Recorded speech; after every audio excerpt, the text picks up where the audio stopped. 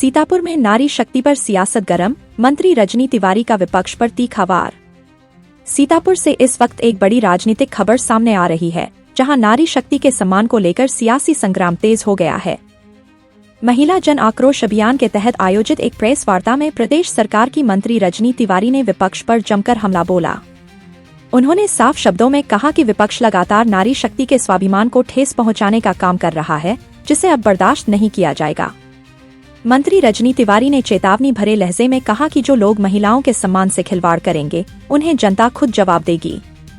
उन्होंने कहा कि सरकार महिलाओं की सुरक्षा और सम्मान को लेकर पूरी तरह प्रतिबद्ध है और इस दिशा में लगातार काम कर रही है। इस मौके पर मंत्री ने सीतापुर की टॉपर छात्राओं को बधाई देते हुए उनके हौसले की सराहना की। उन्होंने कहा कि बेटियां आज हर क्षेत्र में आगे बढ़ रही हैं और सरकार उनकी शिक्षा और उज्जवल भविष्य के लिए हर संभव सहयोग देने के लिए तैयार है।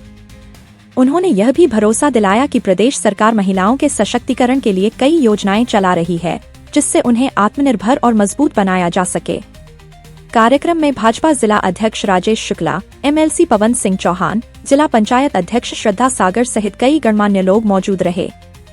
सभी ने नारी शक्ति के सम्मान और महिला सशक्तिकरण के मुद्दे पर अपने विचार रखे। कुल मिलाकर सीतापुर में नारी सम्मान को लेकर यह कार्यक्रम राजनीतिक रूप से काफी महत्वपूर्ण माना जा रहा है। जहां एक ओर सरकार ने अपनी प्रतिबद्धता जताई, वहीं विपक्ष पर भी तीखा प्रहार किया गया। ये महिला जन आक्रोश जब हम आपके सामने बैठे हैं, तब भी बहुत ही पीड़ा में और आक्रोश में आकर के आपके सामने हम अपनी बात रख रहे हैं।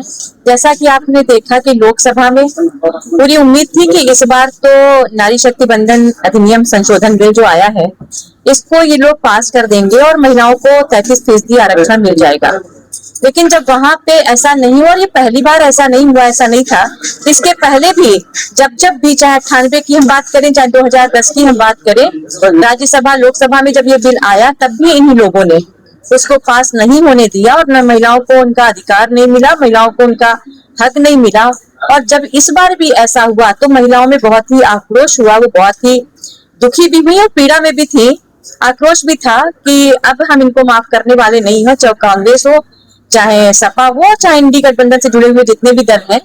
तो उसका प्रतिकार करने के लिए महिलाएं निकल पड़ी, घर से लेकर के सड़कों तक, सड़कों से संसद तक उन्होंने आक्रोश दिखाने का काम किया है। और आज अगर आप देखें तो जगह जगह पद यात्राएं भी हो रही हैं, जगह जगह भी आक्रोश सभाएं भी महिलाएं कर रही हैं। वो अपने अधिकार की बात कर रही हैं कि अब हम इन लोगों को माफ करने वाले नहीं हैं, हम पदयात्रा भी करेंगे, हम इस तरीके के कार्यक्रम भी करेंगे और जब वोट देने का समय आएगा तो हम वोट के माध्यम से भी इन पार्टियों को सबक सिखाने का हम काम करेंगे। क्या महिला जन आक्रोश अभियान सिर्फ राजनीतिक जवाब है या महिलाओं के मुद्दे पर कोई ठोस कार्रवाई?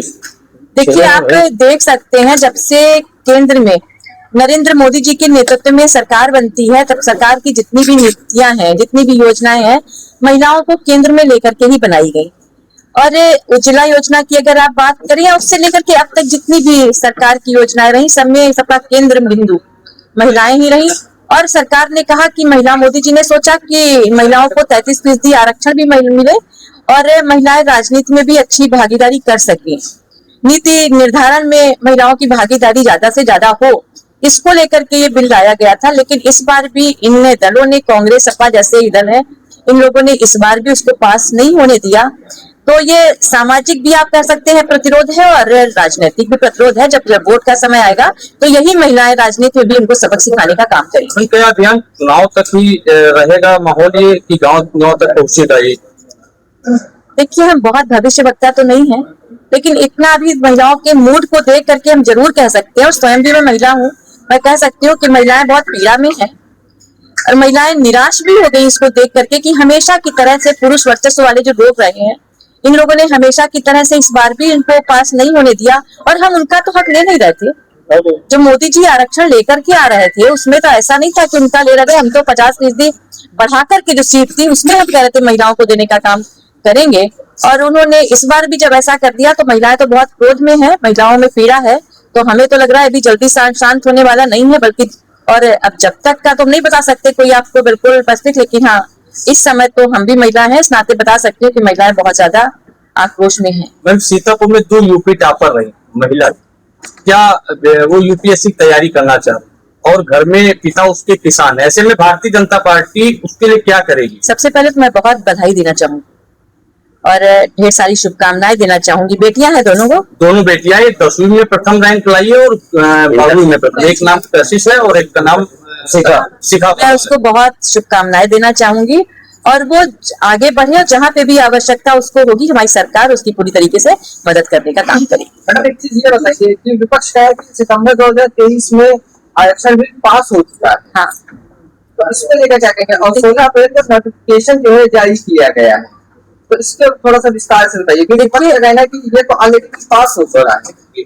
तो देखिए 23 में ये पास जरूर हो गया था, लेकिन इसको लागू करने में कुछ चीजें ऐसी थी कि हमको समय लग रहा था। उसमें कुछ कानूनी चीजें ऐसी थी जिसमें क्या कानूनन उसको था कि हमें 34 में उसको लागू कर रहे थे, लेकिन कब तक इंतजार किया जाए। मोदी जी ने कहा कि उसमें तो बहुत लंबा समय लग जाएगा, इसको जल्दी कर दिया जाए। इसके लिए ही सबको बुलाया गया, वहां पे सदन चला, चर्चाएं हुई और उसके बावजूद इन लोगों ने नहीं किया। उसमें 10 वर्ष थे ना, मोदी जी को ही लग रहा था कि बहुत समय है और हम सबको भी 10 वर्ष बहुत ज्यादा लग रहे थे। इसको लेकर के ही ये किया गया कि ये जल्दी आ जाए, जल्दी महिलाओं को इसका लाभ मिल जाए। यही कारण था कि हम तो चाहते थे कि इसको जल्दी कर दिया जाए। विपक्ष का ये भी कहना है जो मौजूदा सीटें हैं उनसे आप आरक्षण लागू कर दीजिए। देखिए जब जनसंख्या बढ़ती है, आप अपने परिवार में ही घर में अगर संख्या बढ़ती है उस हिसाब से कमरे बनवाते हैं, उस तरीके से घर का निर्माण करवाते हैं। जब संसद बनी नहीं तो हमारी संसद में सीट भी उसी तरीके से बढ़ा करके दी गई। जब ये सबसे पहली बार जब सीट बनी थी, सदन बना था, तो उसमें जितनी सीटों की व्यवस्था थी उस समय हमारे देश की आबादी लगभग 59 करोड़ के लगभग थी।